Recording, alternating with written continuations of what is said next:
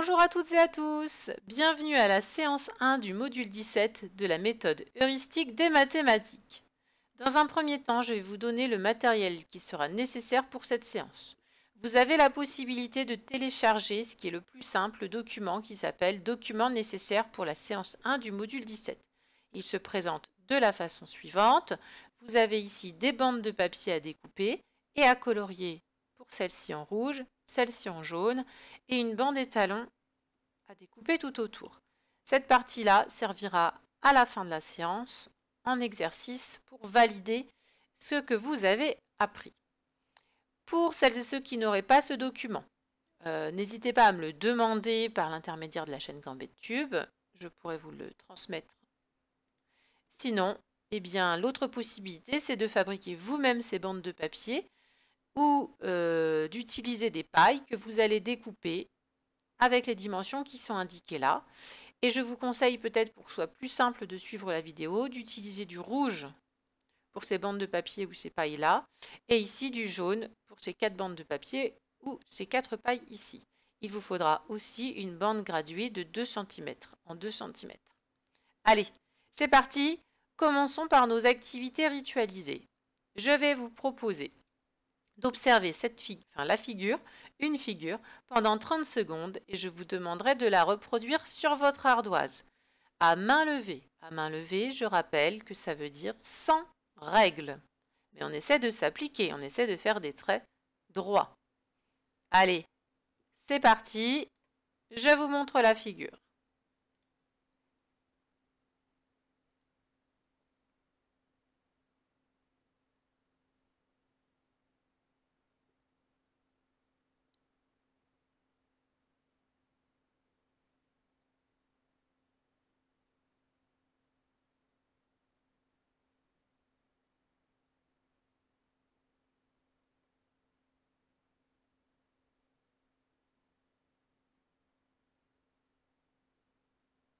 Les 30 secondes sont écoulées.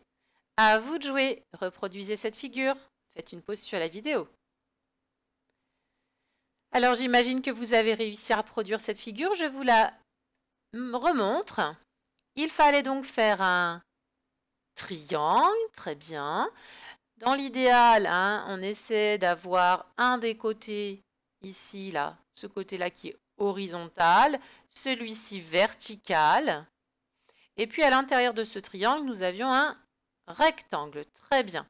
Pour ce faire, il fallait donc à peu près remarquer qu'à peu près ce point-là se situait au milieu de ce côté-là du triangle et que celui-ci se situait au milieu de ce côté-là.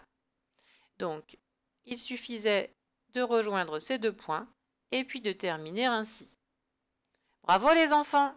Passons maintenant au calcul mental et je vous demande de calculer 25 plus 15, soit de tête, soit en utilisant votre matériel de numération, donc les dizaines et les unités si vous en avez. Vous pouvez, je rappelle aussi, utiliser des abacs si vous avez ça chez vous. Allez, faites une pause sur la vidéo.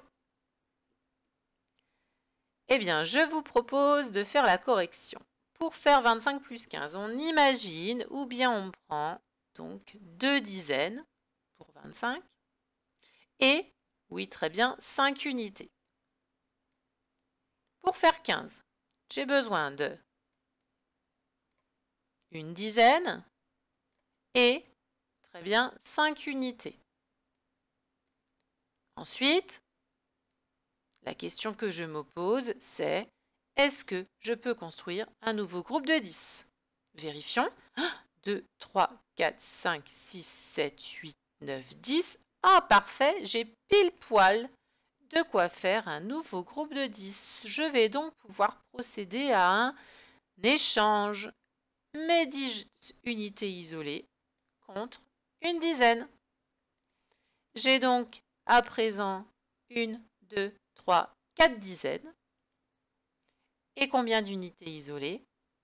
Ben oui, très bien, il ne m'en reste plus, j'en ai 0. Il ne faut surtout pas oublier ce 0.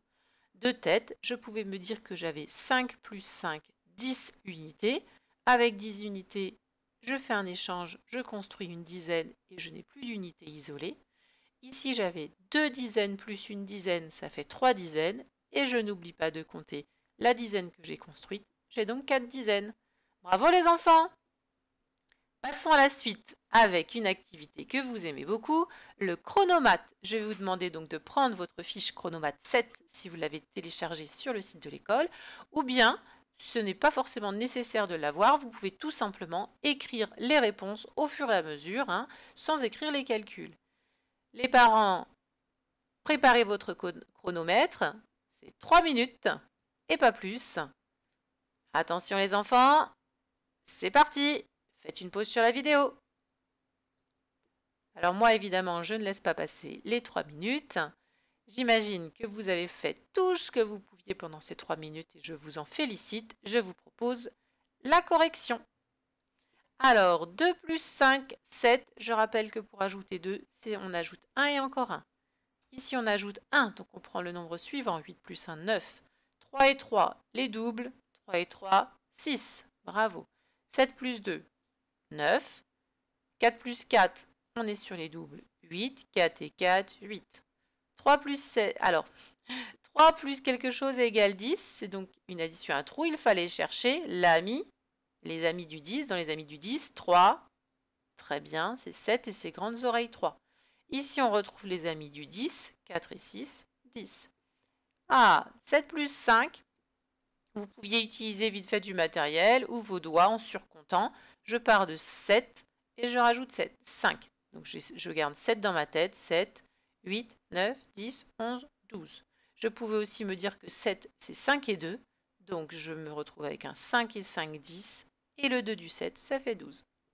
10 et 4, 14. Une dizaine, 4 unités. 20 plus 1, 21. Ajouter 1, c'est prendre le nombre d'après. 20 plus 7, 27. Ici, j'ai 2 dizaines et 7 unités. 7 moins 1, enlever 1. Je vous rappelle que c'est prendre le nombre qui vient juste avant. Donc 7 moins 1, 6. 7 moins 2. Donc enlever 2, c'est enlever 1 et encore 1. Pensez à notre machine à enlever 2. Ça fait 5. On pouvait aussi savoir que 7, c'est 5 et 2. Donc si j'enlève le 2, il me reste 5. 14 moins 2, pareil, je recule sur la bande numérique, j'obtiens 12. 18 plus quelque chose égale 19. Ah bien là on voit que 19 c'est le nombre d'après 18. C'est donc qu'il est passé dans la machine à ajouter 1. 20 plus 30. J'ai 2 dizaines ici et 3 dizaines. J'ai 5 dizaines, je n'ai pas d'unité. Donc ça fait 50. 17 moins 2, je recule de 2 cases, j'arrive à 15. 14 plus 11. Pareil, je vois 4 unités, 1 unité, ça fait 5 unités. Je ne peux pas construire de nouvelles dizaines. J'écris mon 5. Et puis une dizaine plus une dizaine, ça me fait 2 dizaines. Ici, 35 moins 2. Pareil, je recule sur la bande numérique. J'enlève 1 et encore 1. Donc j'arrive sur 34, puis 33. Et 20 moins 10, j'ai 2 dizaines. Et là, j'en enlève une. Il me reste donc qu'une dizaine. Il me reste donc 10. Bravo, je vous félicite pour ce bon travail. Passons à la suite. Séance d'apprentissage, c'est donc le moment de sortir vos morceaux de paille ou vos bandes de papier. Dans un premier temps, petite question, les photos sont un peu floues parce que c'était des photos prises avec mon téléphone il y a très longtemps dans la classe. Qu'est-ce qui est le plus long entre un bureau d'élève et un tableau? Oui, très bien, ça vous arrivez bien, on arrive bien à le voir parce que le tableau est beaucoup plus grand que la table de l'élève, donc c'est facile de comparer. Et si je vous demande, qu'est-ce qui est plus long entre un stylo et une règle? Ah, déjà, il faut bien s'imaginer, voire peut-être même prendre le matériel. Probablement que la règle est plus grande que le stylo pour la majorité des stylos. Je parlais là ici. Ah, quoique je dis des bêtises, c'est une règle de 15 cm ici. Donc c'est possible qu'on soit presque à égalité, voire que le stylo peut être plus grand. Ça dépend évidemment de la règle que vous avez prise. Donc vous l'avez compris, nous allons travailler sur la mesure de longueur et nous allons apprendre à comparer la taille d'objets. Allez, ici, je vous demande de prendre vos 3... Alors, je dis des bêtises. Normalement, il y en a 4. 4 morceaux de paille rouge. J'ai réparé mon erreur, mon oubli. Ici, donc, vos 4 pailles rouges ou vos 4 bandes de papier rouge. Et je vais vous demander de comparer les longueurs des pailles, mais sans outils. Comment est-ce que vous feriez? Alors, avez-vous trouvé une idée? Eh bien oui, la bonne idée, c'est d'aligner, on est d'accord? D'aligner nos pailles, nos bandes de papier, on les met côte à côte, et on peut ainsi comparer les tailles. On peut trouver laquelle est la plus grande, laquelle est la plus petite. Allez, je vous propose de faire la même chose avec les morceaux de papier ou les pailles jaunes. C'est parti, faites une pause sur la vidéo. Très bien, j'imagine que vous avez donc aligné ces pailles. Alors je dis paille, parce que vous avez bien compris que moi j'avais pris façon de parler. J'ai fait des choses qui peuvent ressembler à des pailles. Hop, on les met côte à côte. Bon, normalement, on les met bien droites, c'est plus facile. Et on peut comparer ainsi en les mettant toutes au même niveau par le bas, par exemple. On voit laquelle est la plus grande, laquelle est la plus petite assez facilement. Maintenant, je vais vous demander de ne conserver que la plus grande paille rouge et la plus grande paille jaune. Et on va faire pareil avec la plus petite. Mais déjà, on va conserver la plus grande. Vous les avez prises? Très bien. Moi, je veux savoir, parmi celles-ci, attention, vous n'avez plus le droit de les mettre côte à côte. Vous les éloignez. Je vous demande de me dire laquelle est la plus grande, laquelle est la plus petite, mais sans les déplacer, sans les mettre côte à côte. Comment est-ce que vous pourriez faire? Oui, la bonne idée, ça va être d'utiliser un autre outil. Alors, peut-être que certains ont pensé à leur règle graduée. Très bien. Là, pour le moment, nous allons utiliser ce qu'on va appeler un étalon. L'idée, c'est de mesurer ces morceaux de papier ou ces pailles avec le même objet. Ici, l'étalon qui va être partagé en unités. Donc, si on utilise la bande étalon, on va pouvoir mesurer nos pailles. Est-ce qu'on est d'accord? Ici, alors pardon, j'ai oublié le 1. On peut donc dire ici qu'on a ce qu'on va appeler une unité dans notre étalon. Et ensuite, nous avons tout le reste. 1, 2, 3, 4, 5, 6, 7, 8, etc. Pour mesurer nos pailles individuellement, je vais donc avoir besoin de placer du moins l'étalon le long de ma paille. C'est ce que nous allons faire. Prenez votre paille rouge et prenez votre étalon. Vous le mettez bien aligné par le bas. Donc la paille rouge ou le morceau de la bande rouge le long de l'étalon, on se met bien au niveau du bas de l'étalon. Et ensuite, que fait-on? Eh bien oui, là, on va regarder jusqu'où le papier rouge ou la paille rouge arrive. Ici, j'ai donc 1, 2, 3, 4, 5 et 6. On peut donc dire que notre bande rouge, notre paille rouge, mesure 6 unités. Faisons à présent la même chose avec notre paille jaune. Je la mets bien en bas, je l'aligne bien. Ah! Ici, je vois qu'elle mesure 1, 2, 3, 4, 5, 6. Ah, est-ce qu'elle mesure 6 unités? Non. Est-ce qu'elle mesure 7 unités?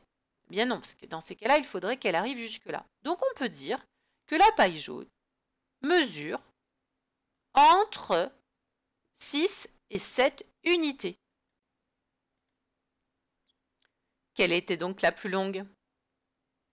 Effectivement, la plus longue bande de papier ou la plus longue paille, c'est bien celle-ci. C'est celle qui mesure entre 6 et 7 unités. Si je les mettais côte à côte, on peut vérifier que ce que nous avons dit est... Prenons à présent les deux plus petites pailles. Donc la plus petite rouge et la plus petite jaune. Sans les rapprocher, nous allons procéder de la même façon pour les comparer et savoir quelle est la plus petite, quelle est la plus grande. Donc je prends ma bande étalon, j'aligne bien, faites-le aussi. Alors, combien mesure-t-elle? 1, 2, 3, 4 unités. Elle mesure donc 4 unités, ma paille rouge. Faisons la même chose pour notre paille jaune. Donc, je la prends, je l'aligne bien au niveau du 0 si vous avez utilisé une règle, sinon ici dans le bas de mon étalon. Alors, combien mesure cette paille jaune? Elle mesure 1, 2, 3 unités. La paille jaune mesure 3 unités. Quelle était la paille, quelle était la bande de papier la plus petite, quelle était la plus grande? Eh oui, la plus petite c'était donc la jaune, parce qu'elle ne mesure que 3 unités. La plus grande était donc la rouge, avec 4 unités. Bravo les enfants! Maintenant que vous avez bien compris comment utiliser cet étalon, je vous propose de mesurer les segments de la fiche d'exercice. Alors là, évidemment, vous allez avoir besoin de cette fameuse fiche d'exercice. Sinon, ça me paraît compliqué, à moins que les parents, vous avanciez sur la vidéo pour voir les réponses, vous traciez les segments sur une feuille de papier sans que votre enfant voit les réponses, et puis eh bien, vous laissez votre enfant mesurer les segments. Ce qu'on appelle les segments, les enfants, c'est ce que vous appelleriez, vous, peut-être des traits, mais en géométrie, nous, on appelle ça en mathématiques des segments. Ce sont donc ces fameux traits qui commencent à un point et qui se terminent, qui s'arrêtent à un autre. Je fais un exemple avec vous. Ici, la réponse est déjà sur votre fiche, à vous. Bien, il faut donc prendre sa bande étalon et puis l'aligner et bien la poser au niveau du 0. Et là, que voit-on? Ce segment mesure une unité. Alors, je n'écris pas le mot unité en entier, je marque juste le U de unité. Parce que mon étalon, ici, l'unité, c'est ceci.